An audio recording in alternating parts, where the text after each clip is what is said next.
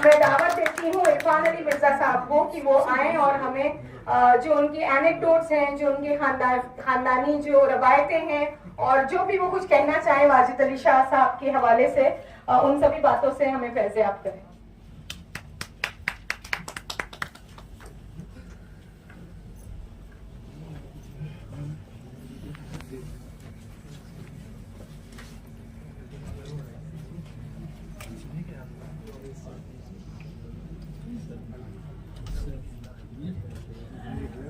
मौजूद सामने मैं खास तौर पर बैठे हुए उन बच्चों से, खास तौर पर लड़कियों से मुखातिब हूँ जो उर्दू का मुस्तकबिल है,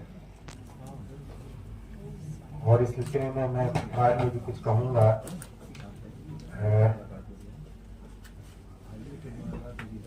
सिर्फ इमाम बाड़े के सीनियर ट्रस्टी होने की हैसियत से जो मजबूत में कायम है, और वाजिद अली शाह के और बेगम महल के पतोते होने की हैसियत से मैं मगरबी बंगाल उर्दू अकेडमी को मुबारकबाद देता हूँ कि मेरी नज़र में तो आज तक हमने कभी सोचा कि नहीं था कि वाजिद अली शाह की 200 साल पैदाइश का जश्न इतनी शान से मनाया जाएगा, और मेरे ख्याल में कोई सा भी जश्न वाजिद अली शाह के सिलसिले में इतनी शान से हिंदुस्तान के तूलोज़ में कभी नहीं मनाया गया। देखिए, हमारे जद्द अमजद वाजिद अली शाह हमारे परदादा नहीं थे, सिर्फ वो उर्दू अदब के दिलदादा भी थे, और ये मुकद्दस सिद्दीनाबाद इमाम बाड़ा जहाँ मुद्दफन है और जो मजाबुल में कायम है, ये सिर्फ एक इमाम बाड़ा नहीं है, ये उर्दू अदब का गहवारा भी है। यहाँ आज तक अदबी और सकाफती नशिस्तें होती रहती हैं और तरह और बेहतरीन मुशायरे भी होते हैं, जो कि बहुत अजीब है कि इस सारे मुल्क में तरही मुशायरे बहुत कम होते हैं, लेकिन मटियाबुर्ज की आवाम ने इसको कायम रखा है, जिसके लिए हम उनके बड़े शुक्रगुजार हैं। देखिए हज़रात, वाजिद अली शाह के सिलसिले में सबसे ज़्यादा यानी मजमूई काम जो किया है वो उनके परपोते डॉक्टर कौकब कदर यानी हमारे वालिद, इन्हीं ने उन पर एक रिसर्च थीसिस की थी बड़ी जिगरसोजी के साथ, जिसके हम खुद गवाह हैं अपने बचपन में, और उसका उन्वान था वाजिद अली शाह की अदबी और सकाफती खिदमात। इस पर अलीगढ़ यूनिवर्सिटी के प्रेस्टिजियस उर्दू डिपार्टमेंट, जिसमें आले अहमद सूर, खलीलुर रहमान आज़मी और शहरयार और इस तरह के लोग शामिल थे, उस उर्दू डिपार्टमेंट ने उनको पीएचडी की डिग्री दी थी। ये 1967 की बात है। इन्हीं बातों की वजह से बंगाली फिल्म के बहुत मशहूर फिल्म डायरेक्टर सत्यजीत रे हमारे घर भी आए थे हमारे वालिद से मिलने के लिए, और फिर अलीगढ़ भी गए थे उनसे मिलने के लिए। और इस सिलसिले में ये मैं इस बात की तस्दीक कर देना चाहता हूँ कि मेरे वालिद ने जो उनको एडवाइस किया था हिस्टोरिकल फैक्ट के सिलसिले में, वो सिर्फ वाजिद अली शाह के कैरेक्टराइजेशन तक महदूद था। उस फिल्म में और दूसरी बातें जो मुंसलिक हैं लखनऊ से, उनसे हमारे वालिद का कोई ज़्यादा ताल्लुक नहीं था। इसलिए अगर कोई शख्स इस बात पर इतिहास करता है कि उसमें यह गलत था या वो गलत था, तो इसका हमारे वालिद की रिसर्च से कोई ताल्लुक नहीं है।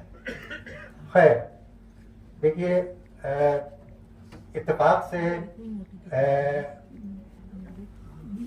सत्यजीत रे का जो नाम है अब, ये उस वक्त नहीं था जब ये फिल्म बन रही थी, लेकिन उसके बावजूद हमारी उनसे मुलाकात कुछ इस तरह से हुई थी कि वो जब आए थे और हमारे घर में हमारे वालिद से मिले थे, तो हम कभी कभी अंग्रेजी के जुमले भी इस्तेमाल करेंगे क्योंकि यहाँ कुछ बंगाली हजरात हैं जो उर्दू नहीं समझ सकते हैं उतनी आसानी से, इसलिए हमें अंग्रेजी भी बोलना पड़ेगी थोड़ी बहुत, जो कि उम्मीद है कि सब समझ जाएंगे क्योंकि ज़्यादा मुश्किल कुछ नहीं होगा। तो Satyajit रे's obsession with micro details of everything was one thing which surprised me very much. He asked my father one more thing very strangely, that is there any difference between the way in which the Shias and the Sunnis recite the Quran? So he said that there is very slight difference, but there is a difference. And the difference was, which I also didn't know, he said that ये जो काफ और स्वाद रमजान जैसे हैं और ईद उल जुहा जैसे है, इसको आप अक्सर देखिएगा कि ये ईद उल जुहा या ईद उल अधा लिखा जाता है, या रमजान लिखा जाता है, या रमदान लिखा जाता है। उसकी वजह ये है कि अरबी का ये कॉन्सोनेंट जो है ज़्वाद और ये मिला के जो बनाया जाता है, ये उर्दू जबान में है नहीं, बल्कि किसी हिंदुस्तानी जबान में नहीं है। इसीलिए कुछ लोग उसको जेड से लिखते हैं और कुछ लोग डी से लिखते हैं। वो एक्चुअली उनको मिला के हलफ में उसको कहा जाएगा, जैसे वलद वालीन या इसी तरह से रमजान या ईद उल अज़हा, वो खास अरबी अंदाज है जो अरब के लिए, यानी अरबों के लिए बहुत कुदरती तौर पर उनके हलफ में आती है वो आवाज उस कॉन्सोनेंट की। तो ये चीज जब इन्हीं ने ये सुना तो इन्हीं ने कहा कि हमें एक ऐसा कारी चाहिए है जो कुरान को इसी अंदाज से पढ़े। हालांकि ये बहुत कम इधर उधर कहीं आता है कुरान शरीफ में। तो ये उस कारी को लेके वो एक शिया, क्योंकि वो माहौल शतरंज के खिलाड़ी का शियों का है, इसलिए वो उस कारी को लेके हम गए टालीगंज में स्टूडियो में, और वहाँ हमारी मुलाकात हुई उनसे और हमने उनसे कहा कि ये बाबा ने भेजा है इनको। तो उन्होंने कहा कि ठीक है। असल में वो जो दो शतरंज के खिलाड़ी होते हैं वो पड़ोस में जाते हैं खेलने के लिए शतरंज। वहाँ कोई बिल्कुल बिस्तर मर्द का कोई होता है और उसको सूरह यासीन सुनाया जाता है या ऐसे कुछ है, कोई सीन हमको ठीक से याद नहीं है।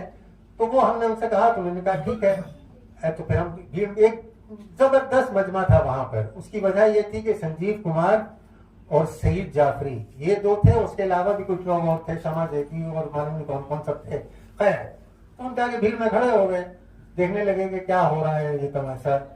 तो एकाएकी सत्यजीत ने हमको इशारा किया दूर से और उन्होंने हमको बुलाया और उन्होंने हमसे कहा कि do you mind joining us for a scene or two. हमने कहा mind, it's a huge honour for me sir, what you are saying. फौरन हम भीड़ से लिख के उनके पीछे पीछे लग गए। I was in my early 20s। तो हम वहां गए अंदर और उन्होंने हमसे दो बातें कही कि don't be self conscious and don't look into the camera. In the main time वो सीन बहुत इसकी तैयारियां हो रही थी और ये सईद जाफरी और संजीव कुमार ये लोग दोनों आपस में बातें कर रहे थे, मजाक की उसकी कही थी। वो आए सत्यजीत रे और उन्हीं में सईद जाफरी का ताल्लुक भी लखनऊ से है और हमारा भी वही में पैदा हुए हैं हम। खैर तो उन्हीं ने हमसे कहा, उन्हीं ने कहा सईद जाफरी से कि you tell Sanjeev Kumar about the Lakhnavi dialect of Urdu, how to pronounce certain words which are in common usages. तो हमने कहा कि sir I was a little surprised क्योंकि Sanjeev Kumar, but later on I realized that he was right because Sanjeev Kumar is actually from Gujarat or some other state and he doesn't know Urdu, and especially the Lucknowi dialect of Urdu, which is rather different from the way Urdu is commonly spoken elsewhere. तो उन्होंने उनको बताना शुरू किया और उसमें एक लफ्ज था, वो एक्चुअली जिनके घर में हम लोग गए थे उनका नाम था रोशन अली मिर्जा, ऐसी कुछ नाम था उनका, रोशन था। तो उन्हीं ने उनको इन्हीं ने सईद जाफरी ने संजीव कुमार को बताया कि ये रोशन लिखा जाता है, रोशन ROSHAN, बट वो वर्ड एक्चुअली रोशन नहीं है, रोशन है। उसको रोशन पुकारा जाता है। तो वो लेकिन वो पुकार नहीं सक रहे थे, कई दफा इंसिस्ट किया तो उन्होंने कहा रोशन। तो सत्यजीत रे, अच्छा रोशन के मायने होते हैं ब्राइटनेस के, ब्राइट।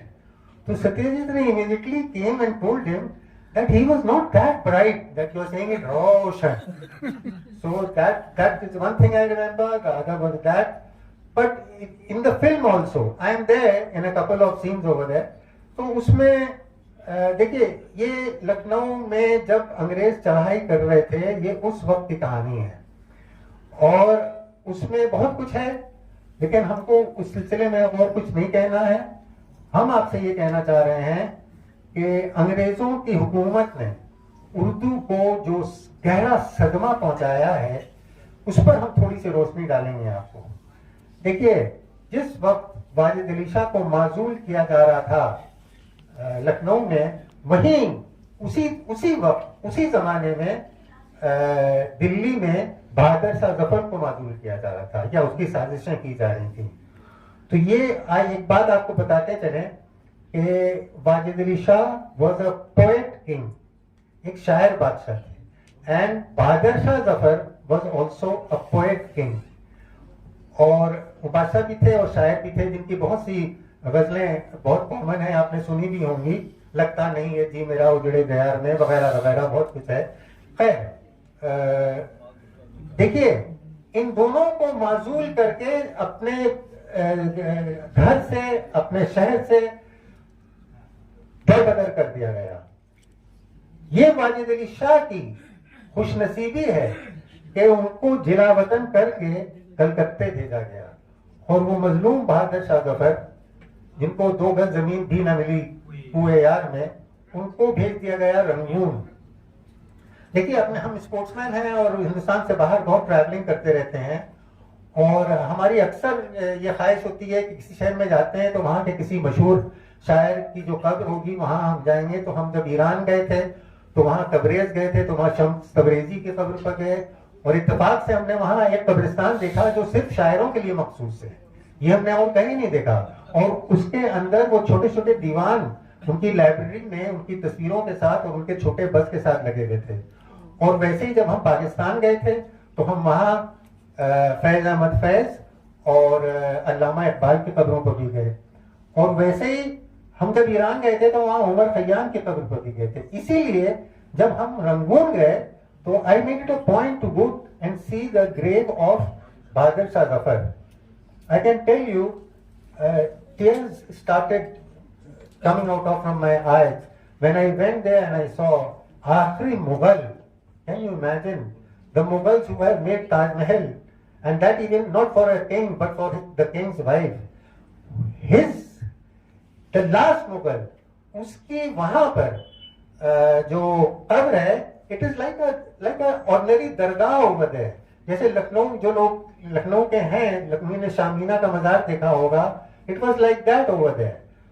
तो हमको बड़ा दुख हुआ, लेकिन जब हम वापस कलकत्ते आए और बादशाह कब्र पर गए तो हमें इस बात की बड़ी खुशी हुई कि वाजिद अली शाह की जहां इतनी बदकिस्मती थी कि उनको लखनऊ से दरबदर कर दिया गया, उनके चहीते लखनऊ से दरबदर किया गया, वो यहाँ आके एक ऐसी जहां पर आए जो which was the cultural capital of the country. This was his enormous good fortune, and it is this fortune only because of which his 200th birth anniversary is getting celebrated in such a big way in Calcutta. This is an enormous achievement, and for which I congratulate this academy for what they have done. I am telling you. लेकिन इसमें वाजिद अली शाह की खुशकिस्मती शामिल है। अच्छा देखिए, अब हम 1857 से उतरते हुए चले आ रहे हैं यहाँ, पहले आए यहाँ गदर तक, जिसमें ये सब ये 2 poet kings were dethroned and sent away into exile, and then now I am coming to strange it is seen. Just 3-4 months ago I came across the famous British historian Rosie Llewellyn-Jones, जिन्हीं ने ये किताब लिखी है the last king in India, और उसके अलावा भी काफी कुछ लिखा है उन्हीं ने, and she has not been very kind to either the king or Begum Hazrat Mahal. तो हमको लोगों ने घर में कहा था कि आप जाके उससे अच्छे से बात कीजिएगा, प्यार मोहब्बत की बातें, and try to defend her and all that, और उसको चाय पर बुलाइएगा आप जहानाबाद इमामबाड़े वगैरह वगैरह एज द होस्ट। लेकिन हमको वहां जब हम गए और हमने उसकी सूरत देखी, I was not prepared for it, हमने जब उसकी सूरत देखी तो बेगम हजरत महल की सफरिंग, वाजिद अली शाह के आंसू जो माजूली के बाद उनकी आंखों से निकले थे, और फिर वहां से वो मेरा, और फिर वहां से उर्दू की बर्बादी जो शुरू हुई लखनऊ से, जैसा कि रोशन तपी साहब ने कहा था कि लखनऊ में उर्दू दुल्हन बन गई थी। वो दुल्हन तो बन गई थी लेकिन उसको बेवा कर दिया अंग्रेजों ने लखनऊ में, और वहां से ये सब जो हमारे अंदर से उमड़ के आया, तो हमने कहा, I told her point blank, Rosie Jones, देखिए आप एक बात बताते हैं, Rosie Jones is MBE, member of the British Empire. This is an honor given by the British government, like Padma Bhushan or Padma Shri and like that. इसने कुछ काम किया, इसको ये ऑनर देते हैं। तो I told her point blank कि the British Empire owes us an apology, and not one apology, 3 apologies. One, for dethroning Wajid Ali Shah, such a talented king. Second, for hounding Begum Hazrat Mahal out of India. And third, for destroying the natural habitat of Urdu where she was blooming to her full glory. And I told her, I am telling you this because you are a member of the British Empire. And I am telling you this because I am the direct descendant of Wajid Ali Shah and Begum Hazrat Mahal. This is the reason I am telling you this. I told her, and they all, and she was a little reluctant to hear one thing, कि how can I give so much importance कि उर्दू का जो घर था जहां वो जवान हो रही थी, आपने उसको बर्बाद कर दिया। I told her कि English is a very superior language, far superior to Urdu, but there are 2-3 things in Urdu which English cannot match. I told her all this. You ask my brother and sisters, they were over there. I told her there are 2-3 things which English can never match, and those 2-3 things, one of them you may not like, but the fact is that अभी हम जहाँ लखनऊ में पैदा हुए थे, nursery rhymes, Urdu की जो nursery rhymes है बच्चों के लिए, उनका कोई मुकाबला नहीं है दुनिया की किसी जबान से। हम डंके की चोट पर आपसे कहते हैं। और आप याद रखिएगा कि अंग्रेजी की हमारे घर में जिसमें हम पैदा हुए थे, जहां से हमने जबान सीखी और शायरी का शौक पैदा हुआ हमारे खमीर में, वहां पर अब बच्चे old McDonald had a farm, EIO, और वो Mary had a little lamb, ये नर्सरी राइम्स। और आप उर्दू की नर्सरी राइम देखिए, बच्चों की दुआ, जुगनू की रोशनी है काशा नए चमन में, और ये शमा जल रही है फूलों की अंजुमन में, और वो शहद की मक्खी, और मालूम नहीं कितनी नज़में हैं। और सिर्फ वही नहीं, उर्दू में बच्चों की नज़मों से बच्चों को जो सबक दिया गया है, आप सोचिए कि उसको वजन भी सिखाया गया है कि एक राइम में वजन कैसे होता है। देखिए बच्चों से हम मुखातिब होकर शायर कहता है, मुतफाइलुन मुतफाइलुन मुतफाइलुन मुतफाइलुन, इसे वज़न कहते हैं शेर का, तुम्हें याद हो कि ना याद हो। सोचिए इस में बच्चों को शायरी की तालीम दी जा रही है। ये किसी हमको आप कोई नर्सरी राइम सुना दीजिए, हमने भी थोड़ी बहुत अंग्रेजी सीखी है, लेकिन हमको किसी भी अंग्रेजी नर्सरी राइम में ऐसा कुछ नहीं मिला। और ये उर्दू की जो खूबियां हैं, हमने उससे कहा रोजी जोन से कि in English the English poet says in paradise lost and paradise regained, he says my Lord praise the Lord and all that. ये है ना अंग्रेजी। और उर्दू में, उर्दू बागियाना जबान है, it's an existential and rebellious language. Urdu का शायर खुदा से मुखातिब होकर कहता है, बागे बहिश्त से मुझे हुक्म सफर दिया था क्यों, सारे जहां दराज है अब मेरा इंतजार कर। हमने उसको समझाया अंग्रेजी में कि why the hell did you give me marching orders from the garden of Eden, why? Now wait for me, I have to finish my job on earth and only then I can come to you. Can any other poet talk like this? सिर्फ उर्दू का शायर इस तरह बोल सकता है, और कोई शायर इस तरह नहीं बोल सकता है। उर्दू में पूरी रिवायत लग रही है खुदा पर तनकीद करने की, पूरी रिवायत आज तक वो रिवायत कायम है। और आज के शायर भी वैसी, खुद फैज हो या इकबाल हो या गालिब हो, कोई शायर ऐसा नहीं है जिसने जरा सी उंगली ना उठाई हो ऊपर करके।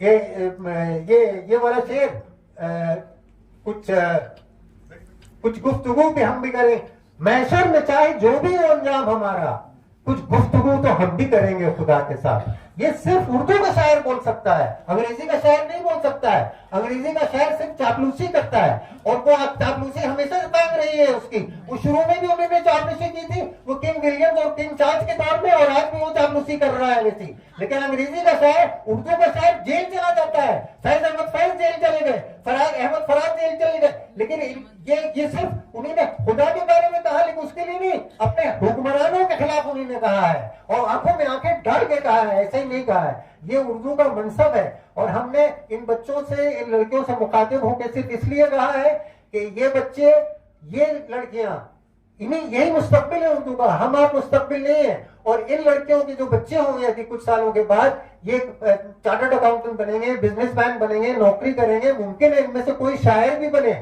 लेकिन इन सब में एक ही बात कॉमन होगी कि ये वही उर्दू बोलेंगे जो आज ये बोल रहे हैं, क्योंकि जबान मादरी होती है, तिगरी नहीं होती है। और इसीलिए हम इन लड़कियों से मुखातिब होकर कह रहे हैं कि ये अपनी जबान को संभाल के रखें, और ये इनके लिए ये कोई बोझ नहीं है, ये कोई ड्यूटी नहीं है, ये इनके लिए बहुत बड़ा एजाज है कि उर्दू ने उनको मुंतखब किया है अपना मुस्तकबिल बचाने के लिए। इसलिए हम आपसे कहते हैं कि आप अपनी जबान संभालिए ताकि उर्दू मुस्तकबिल में कायम रह सके। ये जानबूझ के हमने कहा है, ये हमारी अपनी फीलिंग्स हैं। लेकिन बहरहाल देखिए, हमने उर्दू के सिलसिले में जो कहा आपसे, इसके सिलसिले में आपको एक बड़ी अजीब सी बात बताते हैं। बचपन में हमारे यहाँ एक साहब आए थे जौनपुर से, और उन्होंने उनको घुमाने के लिए हम लोग ले गए। हमारे अजीज थे वो, हमारे नाना फजल नकवी, बहुत अच्छे शायर थे वो, उस्ताद थे, उनके यहाँ बहुत से शायर आते थे उनसे इस्लाह लेने के लिए। उनको लेके हम लोग निकले तांगे पर, और वहाँ बब्बा उनको बताने लगे, हमारे नाना, कि ये बड़ा इमाम बाड़ा है, हिंदुस्तान का सबसे बड़ा इमाम बाड़ा है, और ये वो है और ये वो है। तो वो जब हम लोग गोमती दरिया के पास से गुजर रहे थे, तो वो पूछने लगे, तंजिया अंदाज में पूछा उन्होंने कि इस गोमती दरिया की क्या खास बात है भाई? तो बब्बा ने मुस्कुरा के कहा कि इस गोमती दरिया की खास बात यह है कि इसका पानी जो पीता है उसको उर्दू बोलना आ जाती है। तो आप देखिए, हाजिर जवाबी लखनऊ की मशहूर है, वो कहने लगे कि लेकिन ये दरिया घूमता हुआ जौनपुर भी तो जाता है। तो उस पर बब्बा ने मुस्कुरा के कहा, और कहने लगे कि इसका पानी तो हम भी पीते हैं, घूम के जौनपुर जाता है। तो उन्होंने बब्बा ने मुस्कुरा के कहा कि हाँ, इसका पानी तो आप भी पीते हैं, लेकिन जब आप झूठा कर लेते हैं तब पीते हैं। समझे? देखिए, हम आपसे क्या कहना चाहते हैं, उर्दू वालों को जो नाज है अपनी जबान पर, आज लखनऊ में भी उर्दू बहुत कम बाकी है, बुरा ना मानिए आप, और आप जानते हैं हमसे ज्यादा वाकिफ होंगे इससे, हिंदी के अल्फाज चले आए हैं उसमें। बहरहाल उर्दू से बहुत कम लोग वाकिफ हैं, लेकिन आज तक जो गोल्ड होता है, यानी जो पैमाना होता है अच्छी जबान का, जैसे अंग्रेजी के लिए ऑक्सफोर्ड और कैम्ब्रिज है, वैसे उर्दू के लिए लखनऊ है। जब कोई अच्छी जबान बोलता है तो लोग कहते हैं ये लखनऊ से आया है क्या, ये लखनऊ है, उसका मजाक उड़ाते हैं। लेकिन लखनऊ इज द कसौटी बन गया है अच्छी जबान की। ये आज तक कायम है, और ये इसी तरह कायम रहेगा, क्योंकि अब वैसी जबान और बोली नहीं जाएगी। इस सिलसिले में हम आपको एक बहुत अच्छी बात बताते हैं, बड़ी हम जानबूझ के अपनी इस तकरीर को ऐसा लग रहे हैं कि हमारे बच्चे जो हैं ये उसमें अपने आप को शामिल रखें, हर जगह हर मौके पर शामिल रखें। देखिए, उर्दू की लखनऊ की जो उर्दू है उसमें 2-3 बातें बड़ी नुमायां हैं। एक तो ये कि मुबालिगा बहुत होता है वहाँ, ये हमें इतना ज्यादा मुबालिगा होता है कि वो दास्तान गोई में शामिल रहता है। और उसके अलावा तजाद, यानी ऑपोजिट्स को एक जगह इकट्ठा कर लेना। यानी एक साहब गए वहां लेने के लिए, जब कोई चीज बहुत ज्यादा बड़ी होती है और उसको आप बड़ा नहीं बता सकते हैं तो उसको छोटा बना देते हैं। तो इतना बड़ा तरबूज, उसको कहने लगे ये अंगूर क्या एहसास है। आप सोचिए कि वो कहाँ अंगूर और कहाँ वो तरबूज, लेकिन ये तजाद पैदा करना। इसलिए उसमें एक बड़ा अच्छा शेर है इस सिलसिले में, ये यहाँ कुछ दिल्ली वाले भी मौजूद हैं, उनको हम कुछ करते चले कि एक साहब दिल्ली जो एक शहर था आलम में इंतखाब, रहते थे मुंतखब ही जहां रोजगार के, उस दिल्ली के बारे में दिल्ली वाले जब लखनऊ आए तो उन्होंने क्या कहा मालूम है? देखिए इसमें दो लफ्ज हैं, एक तबाह होना या तबाह कर लो, एक चीज किया तबाह तो दिल्ली में भी बहुत, बिस्मिल शायर का नाम है, किया तबाह तो दिल्ली में भी बहुत मिस्बिल, मगर खुदा की कसम लखनऊ ने लूट लिया। अब देखिए यहाँ ये तबाह होने के और लूटने के मायने नेगेटिव नहीं है, उनका ये कहना है कि दिल्ली ने हमको इतना रिफाइन किया, इतना अच्छा किया तबाह तो दिल्ली में भी बहुत बिस्मिल, मगर खुदा की कसम लखनऊ ने लूट लिया। ये लूटने के मायनों में नहीं है, ये मोहब्बत के मायनों में है कि मोहब्बत में लुटे हैं वो जाके वहां पर। उन्होंने जो उनकी आंखों ने जो कुछ देखा, जो दिल्ली में तक कुछ देख के आए थे, इसीलिए उन्होंने दिल्ली का हवाला दिया कि क्या तबाह तो दिल्ली में भी बहुत बिस्मिल, मगर खुदा की कसम लखनऊ ने लूट लिया। और ये लखनऊ जो माजी में गदर से पहले क्या था, वो एक दूसरी चीज थी। और उस सिलसिले में हम फजल नकवी का ही शेर सुनाते हैं कि वो लखनऊ के बारे में, वो लखनऊ जो यकजहती, गंगा जमनी तहजीब और सेक्युलरिज्म का नमूना था, जो और शायद वापस नहीं आ सकेगा कभी। लेकिन उस लखनऊ के बारे में जो उन्होंने कहा है, देखिए एक शेर है, मंदिरों मस्जिद में हर जानिब खुदा की याद थी, मंदिरों मस्जिद में हर जानिब खुदा की याद थी, मादियत कैद थी, रूहे वफा आजाद थी। सोचिए आप, ये कह रहा है शायर उस लखनऊ के बारे में जो गदर से पहले का था, वाजिद अली शाह के दौर का लखनऊ। और उसी लखनऊ के सिलसिले में आप हमसे एक बंद सुनिए। मुश्क की खुशबू महक देती थी अंबर बाग में, मुश्क की खुशबू महक देती थी अंबर बाग में, फूल मुरझाने न पाते थे सिकंदर बाग में, ईद की खुशियां अगर ढलती थी कैसर बाग में, तो होली की पिचकारियां चलती थी आलम बाग में। ये देखिए इसमें ये जो इस पूरे बंद में जो शायर ने कहा है ना, थी सहारा दिलकुशा, थी सहारा दिलकुशा टूटे हुए दिल के लिए, और घूमती लाती थी मोती चक्र मंजिल के लिए। देखिए इस पूरे बंद में जिस लखनऊ की मंजर कशी की गई है, वो लखनऊ अब नहीं है। वहां वाजिद अली शाह का जगमगाता हुआ लखनऊ आज एक बुलहवस का खौफजदा और एक पुरआशोक शहर है। वो लखनऊ का वो पूरा लैंडस्केप जो आज भी हावी है वहां के पूरे मंजर पर, लेकिन इसमें वो खूबियां बाकी नहीं रही। लेकिन अब वहां की हुकूमत लखनऊ को संभालने की कोशिश कर रही है, उसके पुराने लैंडमार्क को संभालने की कोशिश कर रही है। रूमी गेट को एक नया अंदाज दिया गया है, नया रंग रोगन दिया गया है उसमें, जो कि बहुत अच्छी बात है। और हमको यहाँ नजर नहीं आ रहे, बैठे हुए हैं। देखिए मैं इनकी तरफ ये आपके सामने अनीस अशफाक साहब, मैं तो उनको चलता फिरता लखनऊ कहूंगा, और इन्हीं पर मैं अपनी तस्वीर खत्म करूंगा कि इन्हीं पर एक शेर पढ़ता हूं मैं कि इल्म तहजीब अदब की गोद के पाले हैं ये, इल्म तहजीब अदब की गोद के पाले हैं ये, लखनऊ जिनसे बना वो लखनऊ वाले हैं ये। बहुत अच्छा है,